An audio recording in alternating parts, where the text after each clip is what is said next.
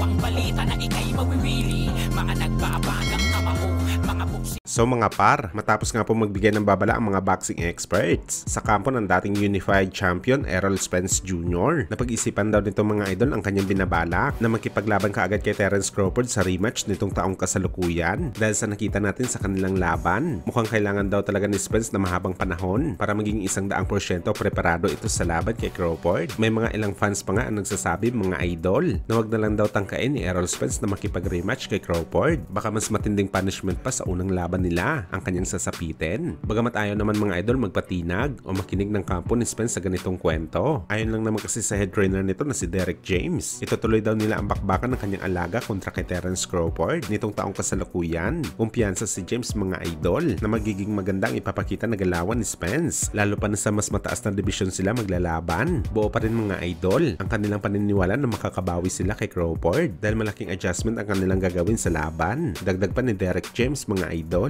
Nalaman niya na daw kung ano ang problema ni Spence sa oras ng laban nito kay Crawford. Rason kung bakit nag-off ito sa laban. Kaya sisiguraduhin niya daw mga idol na hindi na maulit ang ganitong problema para makapokus na daw talaga si Spence sa bakbakan.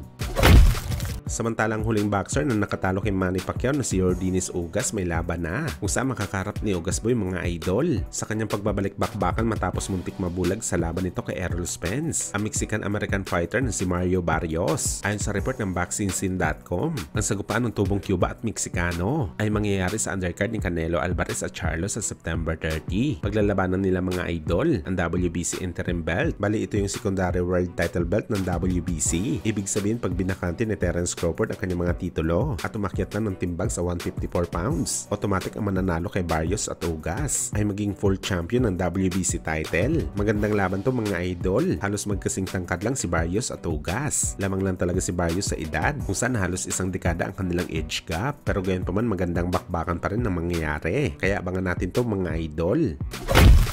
Sa kabilang banda naman mga idol, Adrian Broner, matindi ang pasasalamat sa ating pambansang kamao Manny Pacquiao. Kung saan mga idol sa latest na panayam ni Broner, natanong po siya kung sino ba ang pinakamalaking laban nito sa mahigit isang dekada nito na pagiging pro boxer. At sa sagot ni Broner mga idol, marami daw siya malaking laban na ginawa sa kanyang karera. Pero first time niya daw makaranas ng matinding intensity at hype galing sa malaking boxing crowd sa naging laban nito kontra sa Pinoy legend Manny Pacquiao. Nagulat daw siya sa boxing event na yon. Hindi niya daw inakala na ganung katindi ang magiging laban nito kay Manny Pacquiao. Pero ang mas kinagulat daw ni Broner mga idol, ang pera na kinita niya sa laban kay Boss Manny. First time niya rin daw makahawak ng 8-digit first money sa isang laban lamang. Balik katumbas daw yun mga idol sa kinita niya sa kanyang huling 5 laban sa bakbakan. Kaya nagpapasalamat talaga si Broner sa binigay ng Pinoy legend na opportunity na matikman ang ganung bagay at syempre makatungtong sa ganung kalaking stage.